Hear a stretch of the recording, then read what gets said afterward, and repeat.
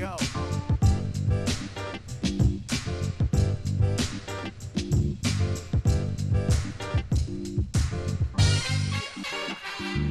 $232. Nothing personal number of the day. Went with a number because if you weren't paying attention, NFL free agency started. NFL free agency is pretty cool. So it's not like baseball, where in baseball free agency happens. There's maybe no news today. Oh, a bullpen guy signed. Yeah, nothing after that. Oh, we're waiting. It's spring training time. Oh, it's almost spring training. We got a few guys. Oh, the all unsigned team. It sort of goes to a crawl. NBA does it well when free agency starts, except it's not all that exciting because the players have already given indications where they're going. Once in a while, there's a decision like a LeBron or a question as to what will happen to Kawhi, and then he goes to the Clippers. But pretty much the NBA players are happy to forecast what they're doing. NFL free agency starts, and it is absolute balls to the wall. It is action-packed. NFL just gets it right. God, it's so jealous of the NFL all the time. But what I noticed yesterday is that the New England Patriots spent $232 million day one. The New England Patriots, who in the previous 10 years had spent about $360 million, in one day they spent $232.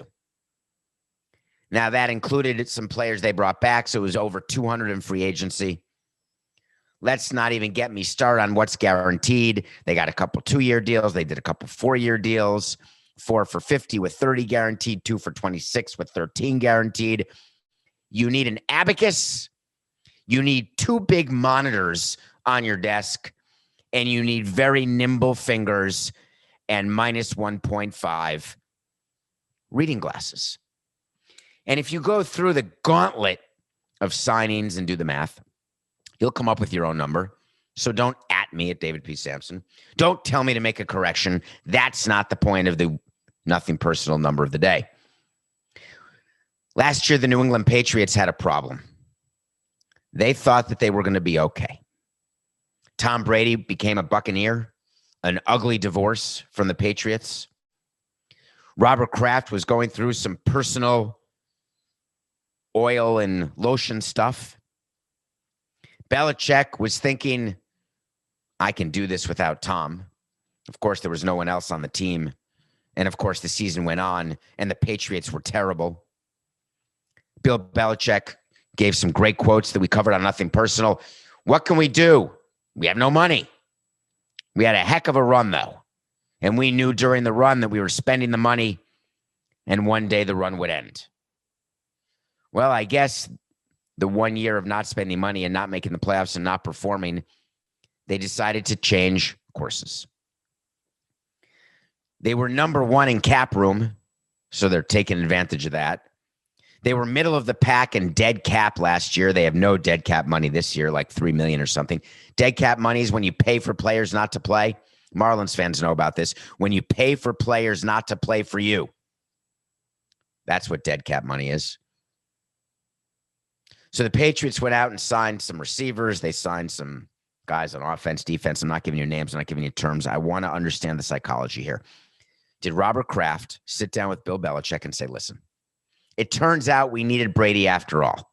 Now, I know Cam Newton is no Tom Brady, but I think if we give him some weapons, we have a chance to be better. Let's re-sign Cam, bring him back, tell him it's his team, surround him with some players and see what happens. Meanwhile, the Tampa Bay Buccaneers are defending Super Bowl champions who are running it back. They signed Gronkowski to come back. Brady signed that extension. So the Patriots are falling for something they never fell for before.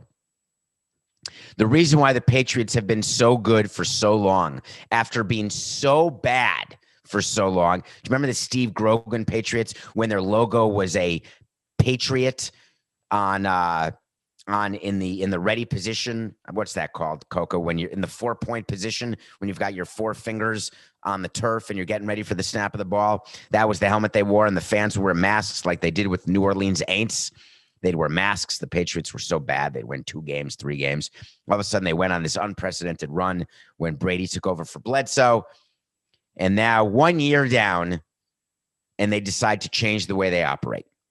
The Patriots had found a way to operate smartly, to not bow to the fans' desires, to not chase, but to let the talent come to them. We used to be good at that with the Marlins, spent a lot of years building up homegrown talent, letting that talent play, supplementing it with some signings. And then we just got away from that and ended up doing a spending spree like the Patriots are doing, like the Padres tried 4 years ago, like the Padres tried again this year. Spending sprees tend to be directly correlated to lack of performance on the field. It is so hard when you've got cap space not to spend it immediately. You feel like you're going to get left out. You get this FOMO. It's like walking into free agency and saying to Jose Reyes, we want you no matter what. Please, please. You want an extra year? Good. But in baseball, it's guaranteed you end up getting screwed. In football, you can get out of it. But yet the Patriots are behaving in a way that good teams don't. Coca's favorite team is the Ravens. They don't behave that way. All they do is win. They know it's okay when some players walk. Supplement it with good drafting. What plan are the Patriots doing? They used to be the Rays, didn't they? I guess they had a higher salary, but I guess maybe they were closer to the Dodgers than the Rays. Let's think this through. The Rays are the best run baseball organization, have been for over a decade. They let players go a year too early instead of a year too late. Supplement it with some short-term veteran deals, veteran leadership in the clubhouse, some anchors in the rotation, cycle people in and out of the bullpen, cycle position players in and out, never put themselves in a position where they are worried about overpaying too many players or too many players who have contracts that are, by definition, outperform them. They don't have any rings, but in baseball, they are still considered the best, to me at least, and to other people within baseball. If you ask 30 GMs who is the best run organization, you'll get 29 Rays and 1 other, because you can't vote for yourself. So the Patriots, we're going to find out very quickly whether their new theory of let's take all our cap space, spend it all in the first hour, make our fan base believe we're doing something, make our owner feel like we're doing something, make Belichick feel he's got better players to surround Cam Newton with, maybe get better defense, maybe make the Patriots feel like they can compete in the NL East, where you've got NL East. That's not the division, in the AFC East. See if they can win it again. I just think it doesn't work. The Patriots, when you go away from what you are good at and you change course as a knee-jerk reaction to a down year or the end of a run where you try to keep the closed window from staying closed for as long as it needs to, and you try to open that window unnaturally, too quickly, you end up screwing yourself and your fans terribly. Trust me. I'm the king screwer. I know these things. I think the Patriots are going to learn to regret this. I really do. Anyway, we'll see what happens. So we got this thing we have to do with CBS, and I got to tell you about it again. It's this brackets thing. You go to cbssports.com/NPDSB rackets. It's not a racket. It's a bracket. But if you just click NPDS brackets, capital N through B, with cbssports.com, you have to join the app, fill in. CBS announced to us today, hey, get to your listeners, get to your viewers, because we're offering now a $100 gift card to Paramount Plus, courtesy of CBS Sports. What the hell is that? I don't even know what that means. A $100 gift card to Paramount Plus. That means you get Paramount Plus, you pay for it, but then they give you a gift card that you can give to your app company, to your Android or Apple phone, or put it in your checking account, but then you don't have to use it for Paramount Plus. Can it only be used for Paramount Plus? Why not just say a year free of Paramount Plus? What would be wrong with that? What's the Coca? $8 a month? I signed up for it already. Used to be CBS All Access. $8 a month is $96 a year. Why not just offer fans who win the bracket a $100 gift card? No, I'm just kidding. Offer them a year free of Paramount Plus, but that's not in my read. I can't say it. So here's what I want you to do. compete with me and Coke in the NPDS bracket. We need like 500 people to do this because I want as many people in the drawing at the end of the tournament because everyone who beats Coca gets into a pot, not the pot, a pot, and a name will be pulled from that pot and a prize will be given that may be better than a $100 gift card to Paramount Plus. And if you win the entire bracket, you're going to get something cool from me and Coca too. Can you imagine how great it would be to get a signed photo of Matthew Coca with his headset on, with his 4 screens in front of him, MFing all people, mostly me, during the course of a show? Right now, we have about 100 people in. Let's double that and triple that because who doesn't want Dear John? Best wishes, fondly, Matthew Coca. Now, if that's not incentive enough, then add the gift card to it. If that's not incentive enough, I got some other stuff that I may give. CBSSports.com. Fill it out. It starts soon. You can actually, once you fill it out in addition to MPDS and all the cool stuff we're going to do, and the great gift card, you could win a Nissan Rogue. That's sort of cool. And you could go to the 2022 Final Four in New Orleans. That's kind of cool. Maybe. All right. So there's a team. The NCAA tournament starts on Friday, but apparently there's 17 play-in games. And when you're filling in your bracket, there's like 42 games where you have to pick a winner, and then they go into the main bracket. Or you can do it like I do it. When I go to my dartboard, that's how I fill out. I don't do the picks of the day that way, but I do the brackets that way, as long as the dart always points to Wisconsin. I don't know how I'm going to choose Wisconsin to lose to anybody. I already gave you a way to see that 2 of the number 1 seeds will not even make it to the Final Four. That was the way to see yesterday. But there's a team whose name you are not going to put down, and it's the team that used to be coached by Bobby Knight. It's a team that Isaiah Thomas used to play for. Indiana, the Hoosiers. No, not Gene Hackman either. They fired their coach yesterday. His coach was Archie Bunker, and oh my God, their coach was Archie Miller. I must tell you what's in my head right now, because my brain's a funny thing. I've been up for a lot of hours today, and I was reading about Norman Lear. Norman Lear, who is 99 years old, and one of the shows he worked on was All in the Family. All in the Family is a show from the 70s, and Carol O'Connor, who you may know from he was in a police drama after All in the Family, which escapes me right now. I can't remember. Not Law and Order, not that stuff. It was before that. Anyway, he played Archie Bunker. So I knew that we were doing a segment on Archie Miller, and Archie Bunker came out. God, the brain's an amazing thing. Hello, synapses. Hello.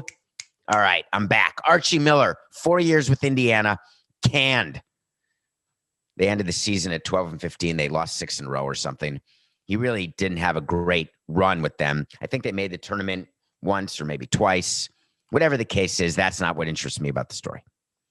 What interests me about the story is that there's an athletic director for Indiana. His name is Scott. And part of the announcement that this athletic director made when firing Archie Miller was to make it very clear that while Archie is getting a $10 million buyout, that entire $10 million was raised through private philanthropic funding. So here's how this works in real life. Boosters, that are called, supporters of athletic programs at schools around the country. Hello, Scott. Hi, this is John, and I just want to say that Archie sucks, and I need you to fire him. Well, listen, we owe him $10 million. If you can go raise $10 million, then of course we'll fire him. If you can even raise 8, I could probably get the other 2. John says, all right, Scott, I'll get back to you. John calls his other friends, the other boosters, because they all have their own phone book. I don't know if you know this, but when you are a big donor to an athletic program, you get a book of all the other big donors so you can all talk to each other on the top of the mountain where you reside. And so you pick up the phone and say, hey, I need $100K. Hey, doesn't Indiana suck? We suck. It's embarrassing. We're not in the NCAA tournament in our own home state this year. We got to get rid of them, but we need 10 large. So they call up the athletic director. once they've gone around and raised the money and they say, all right, we've got the money. I want him fired right now. And the athletic director says, all right, your wish is my command. So they get Wesley together with Buttercup, an occasional Humperdinck, the six-fingered man, always Fezzik, and they say, you are now running our program. You are the Dread Pirate Roberts. I don't think it should be the people with the most money get to run the program. I think people who know how to run a program should run a program. And if Archie Miller should be fired, then the person who signed him to a deal that he has a $10 million buyout, that person should be fired by the president of the school. But the AD gets to look okay because he gets to go to the president and say, no budget hit. I know you're embarrassed that we're in the Big 14 and we're not in the tournament, but I raised the money. We're good. To which the president could say to the athletic director, I appreciate that you can raise $10 million to fire Archie. What about raising $10 million to save the sports that we have to cancel because we lost revenue? Or what about raising $10 million to maybe endow a chair in philosophy or economics or history? To which the athletic director says they don't want to give $10 million to that. It's like the argument that people would made when we were building the ballpark with a public-private partnership in Miami, and they would say, David, you don't like police or fire or education. You want to increase the taxes on the great people of Miami. And I would say, no, I don't. But if you're asking me to go to the owner and ask him to put in $160 million into infrastructure in Miami, he's not going to do it. If you want him to put $160 million into the fireman and policeman pension fund, he's not going to do it. If you want him to put $160 million into a public-private partnership where a ballpark will be built and the public funds will be used that cannot be used for anything other than a ballpark or a convention center because they're tourist tax dollars, I'm in. So what you're saying to me is the $10 million that these boosters raised to pay for Archie Miller couldn't be used for an endowment or couldn't be used to help a budget crunch or financial aid because they wouldn't give the money for that, not because it's legislatively not allowed. That's the big difference in financing of stadia. The money we're using is there because of legislation. If you don't like it, vote out the people at the state level. But in sports and in college athletics, the dollars are totally fungible. What's not fungible are the donors. Because as you know, too many donors, how the Indiana Hoosiers basketball team does is far more important than what the ranking is of the history or philosophy department. But instead of just owning that, the AD said, as the director of athletics, I wanted to wait until the conclusion of the season before evaluating the leadership of our men's basketball program. What a crock of crap. He waited to the end of the season when they didn't make the NCAA tournament and they had lost 6 in a row. Then he started making the calls to privately raise the $10 million. Horse hockey. You can't do that overnight. You're calling 3 weeks in advance before you've lost 6 in a row and said, hey, this is Archie's last chance, John. If we don't make it, I want to can him. Are you in or are you out? He continued, though, the AD. He said, in the days following the completion of our season in the Big Ten men's basketball tournament, I've spent a great deal of time evaluating our recruiting, student athlete development, leadership development, and playing philosophy and strategy. That review combined with the on-court results ultimately led me to conclude that a change in leadership of our program is warranted at this time. I shared my assessment with the president, and he accepted my recommendation. Hey, Coca, how much time was there between the Big Ten tournament and the firing of Archie Miller? About 2 weeks, I'd say, because that's a good amount of time, right? Waiting for the conclusion of the season before evaluating. And in the days following the completion, he spent a great deal of time. Why not just say this? When I heard from my boosters that they were going to stop giving money unless we made a coaching change because of the lack of results, we decided to definitely make the coaching change. When I informed our president we were making the coaching change, the president said, do what you want, but go find me 10 mil.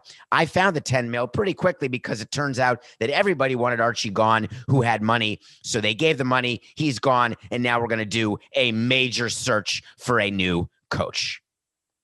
Can you imagine? Their season ended on March 11th. Today's March 16th. That's a lot of reflection, wasn't it, by the AD in Indiana? It's laughable to me. I guess if people came out and just said what was on their mind, then they'd be me. When we come back, we're going to revel in the Knicks almost beating the Nets. We are going to get to an interesting topic that is a wait to see about a new player for the Red Sox. But I want to tell you that immediately after the break, we're going to review a 4-part documentary on Woody Allen. We'll be right back. Welcome back to Nothing Personal. My name's David. Coca and I come to you every day, 5 days a week, 45 minutes. Thank you for your time. Thank you for downloading, subscribing, telling your friends. You got to do that. It's working somehow. We love what we do, and we're going to keep doing it. Get to watch a movie every day or a TV show. The last 4 Sundays, I've watched Allen v. Farrow, a 4-part documentary on HBO Max. I lived through this documentary. So the background is Woody Allen is a world-famous director, a world-famous New Yorker, a world-famous stereotypical Jewish man who was going out with Mia Farrow, and they adopted a bunch of kids. She had a bunch of kids. They had a baseball team, basically, 9 kids. Some were adopted by Woody. Some were with Mia, not needing to be adopted. Some weren't adopted, whatever. Back in the 90s, Woody Allen was making movies. He makes movies every year. I think he's made about 49 movies in his career. He's about 85 years old. And there was a big, big problem for him in the early 90s, right when the Knicks were really good, and he was a big Knicks fan, would go to every game. And he actually lived at 930 Fifth Avenue, 74th and 5th, the same building where my grandpa lived. So I got to see Woody Allen in the lobby all the time, scurrying in and out with his fishing hat. Saw him at Knick games, restaurants. All's good because he was one of the greatest, funniest, most brilliant directors of all time. All of a sudden, there were questions of whether or not he abused his adopted daughter, Dylan Farrow. And things were not made better when he left Mia for one of Mia's daughters, adopted daughters, not one of Woody Allen's adopted daughters, but one of Mia's adopted daughters. Her name is Suni Previn, because Mia was married to Andre Previn, a composer. But Suni is about, I don't know, 35 or 40 years younger than Woody. And the scandal is that he helped raise Suni. Meanwhile, they've now been married for 30 years and have 2 kids of their own. Woody Allen engaged in a public relations bonanza. What's the word I'm looking for? When you out PR someone, a hailstorm of PR, but that's not the right word. I'm looking for when you do something so well and it's so powerful that you simply win the narrative. Mia Farrow was saying that Woody Allen is abusing my daughter and marrying a different one. Woody Allen is saying Mia Farrow's crazy, making this up, and started something called spousal or parental annihilation, I think is the word. When you tell your kids something about one of their parents, that one of the parents did something to them, make them believe it. It is a 4-hour documentary that is incredibly one-sided, but incredibly tragic, incredibly sad. And Woody Allen, postscript, his last movie was shelved for a few years with Timothy Chalamet. I think I may have reviewed it, called A Rainy Day in New York. No one will work for Woody Allen anymore. His muses like Diane Keaton and Mia Farrow and Diane Wiest, even Scarlett Johansson. Scarlett Johansson came out and said how sorry she is. Penelope Cruz won an Oscar for Vicky Cristina Barcelona. Diane Wiest won an Oscar for, I want to say, Hannah and Her Sisters. Could have been Bullets Over Broadway as well. I'm blanking right now. But he has directed, he stars in every one of his movies. And he basically was able to overpower Mia Farrow. And it's tough for New Yorkers to read this because he was our cultural icon, our hero. And then you see all the stuff that he is alleged to have done. The Connecticut police never prosecuted him, but they found probable cause to. There was so many politics involved, so much money involved. And it just helped basically prove that money and power tend to overshadow illicit activity. But there's been a comeuppance with the Me Too movement where Dylan Farrow, now as a married woman with a child of her own, has been able to tell her story and be heard. And it's hard to watch that documentary, as one-sided as it is. It's hard to watch it and not think, man, I never realized how creepy he was. I just thought he was strange, but not creepy. Man, I never realized that he would do that, but he did. And it's very polarizing because there's some people who refuse to believe that Woody Allen, this icon, this hero, this nudnik, could do the things that he is accused of doing. It's an interesting psychological issue, actually.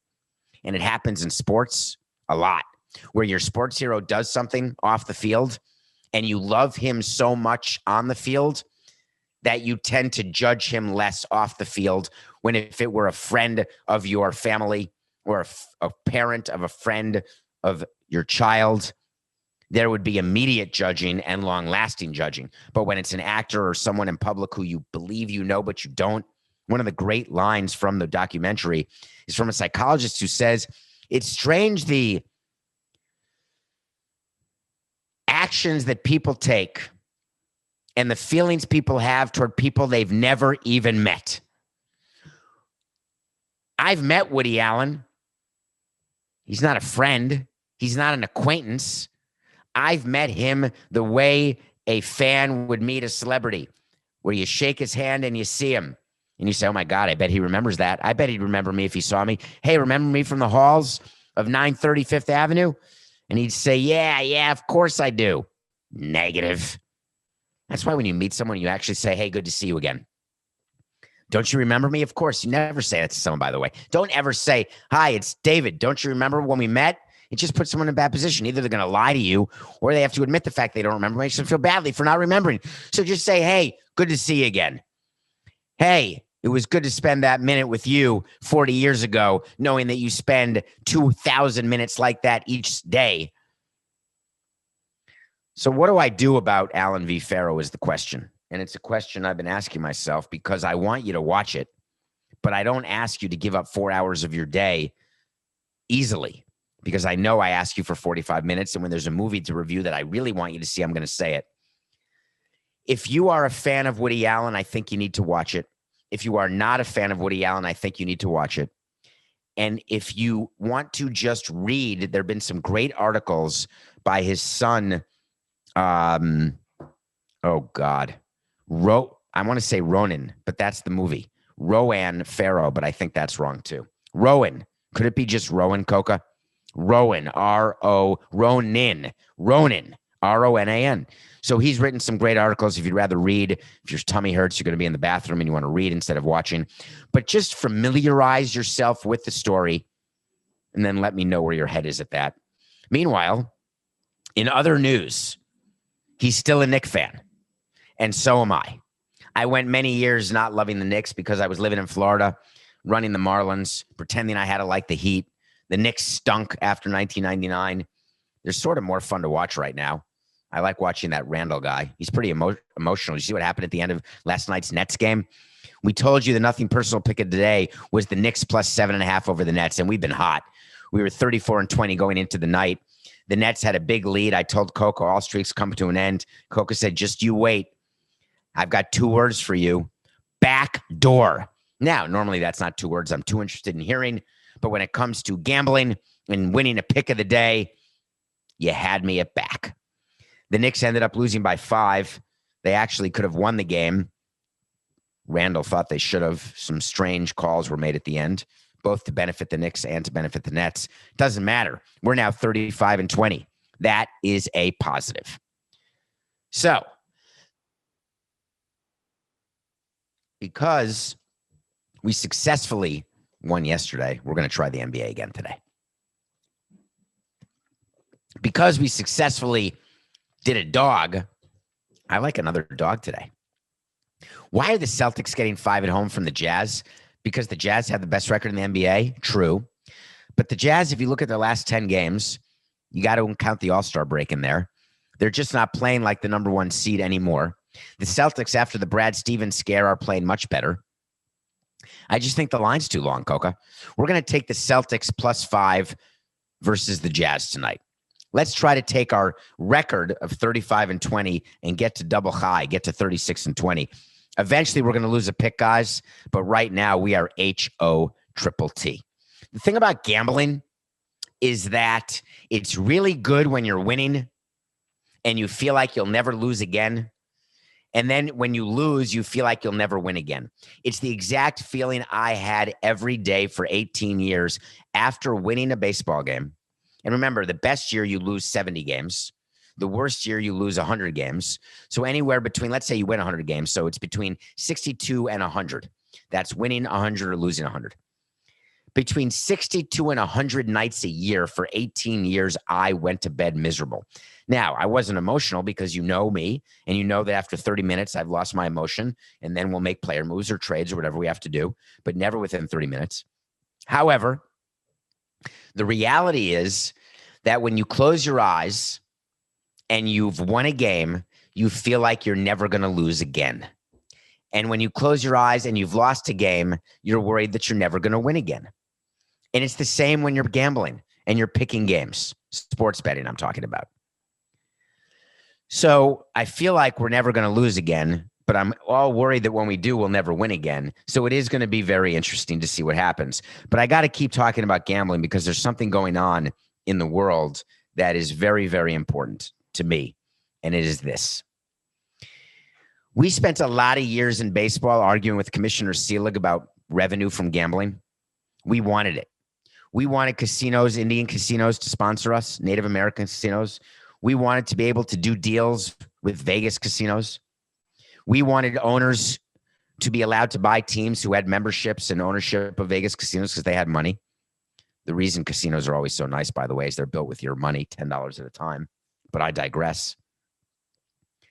And the league was very reticent to partner to allow. They felt as though there could be an issue. We don't want to associate ourselves with gamblers. Pete Rose, don't want to do it. Shoeless Joe Jackson. If you have not seen 8 Men Out, please watch that movie about the Chicago Black Sox and the scandal of what happens when gamblers get to players. But in the last couple of years, baseball, as well as the other sports, have started to embrace gambling, but they did it one toe at a time. And right now they've got their damn snorkels on. And the reason they've got the snorkels on is they're taking money anywhere they can get it. They're letting casinos sponsor teams, no problem. They're letting sports books open in ballparks, no problem. They're letting broadcast partners discuss gambling during the show, no problem. When I was a kid watching Monday Night Football with Al Michaels, one of my favorite things to hear him say, and this game is now over. And I would say to a friend the first time when I didn't know what it meant, how can the game be over? There's 4 minutes left in the game. What's he talking about? And then I was taught that Al Michaels was making veiled gambling references because even back then he knew that in a blowout game, the only people watching are those watching for the spread or for the over, the under, etc., or for individual prop bets or for daily fantasy. All the things that Al Michaels couldn't dream about existing all exist right now. So all this is good, right? There's no problem, right? It's a perfect story, right? Guess what happened? I read this a couple days ago, and it is of great concern. There's a 24-year-old guy, and I'm going to name him. His name is Benjamin Tucker Pats. They call him Parlay Pats. He lives in Napa. He pled guilty on Wednesday in Tampa to transmitting threats interstate or foreign commerce. He's going to prison. He made violent threats several years ago against athletes and their family members. He threatened to enter their homes. He threatened to behead them or their family. Some of the threats had derogatory terms or racial slurs, investigators said, but let's just talk about the physical threat that he made to players on the Tampa Rays as an example. Why? What's the story here? He's going to prison. Do you think he bet on the Rays and the Rays didn't win a game? Or he bet on the Rays to lose and they won a game when they shouldn't have won? The biggest issue that the commissioner always had was the nightmare scenario of the integrity of the game being questioned. And here we are in 2021 with the NFL saying to a team, you can play without a quarterback. I don't care because of COVID. You got to play. You got the players. Hey, Marlins, you got to go to the penal league and the beer league and the independent league to get players. Your problem. We're playing because of COVID. COVID is not gambling.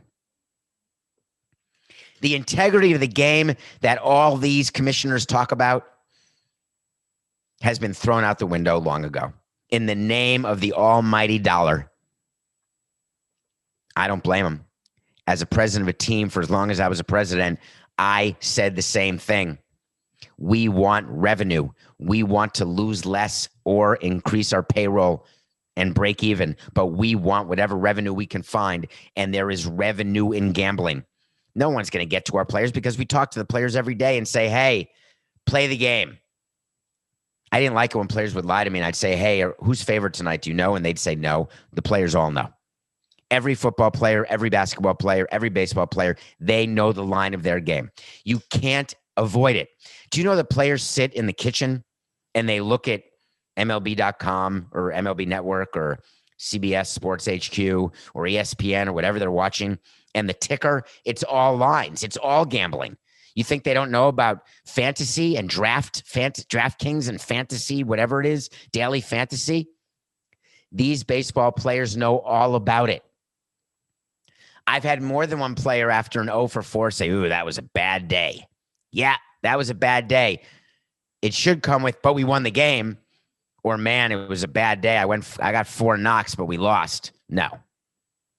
You don't hear that kind of stuff anymore. Bad days and good days are based on individual performance, not team performance, which really pisses me off, actually, having run a team for so long. But are we at the point now where we have to do something to protect our players? Are we at a point where gambling, we are embracing it so much? We're so interested in dollars that we are stepping over thousands and thousands of people in order to grab that extra penny. And why did I mix the metaphor there? I did it on purpose.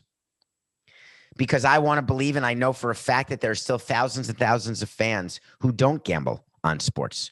Thousands and thousands of fans who still watch it for the love of the game. The problem is that number has been going down. And sports leagues now are interested in making sure they stay young, and young people have the attention span of gnats. I do. Same thing. And the best way to keep people engaged for longest, which is the best way to double your broadcast deal, which is what the NFL wants to do and what they're claiming they're going to do and what MLB wants to do and what they're claiming they're going to do, is to keep people engaged at a younger age. And that requires gambling. That relationship exists and there's nothing we can do about it. Therefore, we need to attack the problem from a different space. What we need to do is have an actual gambling department within the commissioner's office of the NFL, NBA, and MLB. A department, not the Department of Investigations, a department who is solely focused on paying attention and monitoring gambling activity on games, gambling activity on players, gambling activity on teams, future bets. Anytime there is something that is 1 or 2 standard deviations away from the norm, has to be looked at immediately. We need protection for our players. We cannot have players going out onto the field worrying that they are in jeopardy or their family's in jeopardy because of a result that can happen in a game of chance. And make no mistake, when done right, sports are a game of chance. It's no different than a roulette wheel spin or a hand of blackjack or a roll of the dice and craps. Once in a while, you hit the point. Once in a while, you 7 out. Once in a while, you bust. Once in a while, you pull on a 16 and get a 5. Once in a while, you hit the number you want. Once in a while, it goes to the 000 green. That is what games are. Once in a while, there's a 3 at the end of a game and the underdog covers. They're called bad beats. There's a whole name for it. Once in a while, the Knicks can cover a 7.5 point spread on a great run at the end of a game. Can you imagine if going through a player's mind at the end of a game, if a player is either a gambler himself, or if the player recognizes the amount of money being gambled on him or the team, and gets contacted because how easy it is to contact your players now. We used to be able to control our players. We can't do that anymore. The players have their own social media, their own way of being contacted. This guy, Mats Putz, what's his name? I lost it, Coca. It's not in my head. Is it in the document somewhere? Pats. This guy, Pats, was contacting players on Instagram or Facebook or DM. We don't monitor our players' social media privately. We do the public side of it. We don't ask them for their passwords. We don't see into their DMs. There's going to have to be some rules changed. There's going to have to be access granted to leagues. There's going to have to be some privacy that is going to be sacrificed in order to protect these players. I'm hoping that sending this gambler to prison, I'm hoping that will serve as a deterrent, but I have absolutely no feeling that it will. So this is something we're going to be monitoring forever now. Okay. We have a wait to see that we're going to do today, and it has to do with the So You Want to Talk to Samson. So, Coca, let's play the music so I can ask the question, answer it, and give the wait to see. You know what I want?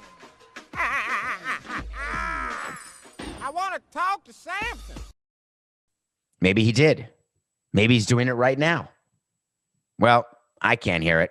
So You Want to Talk to Samson is when I ask a question. I answer a question that is in my DMs at David P. Samson. Can you discuss the difficulty that a Japanese player faces when coming to Major League Baseball? That's a great question. Here's why you asked it, actually. You asked it because the Red Sox signed this offseason. I assume you're from Boston, though I don't know. The Red Sox did a small signing this offseason, a Japanese player named Hirokazu Sawamura. 2-year deal, $3 million, not a big deal. 1.5 a year. There's some incentives, et cetera. A relatively small deal for a bullpen arm. But there was an article that came out because his first few appearances in spring training have been mediocre at best.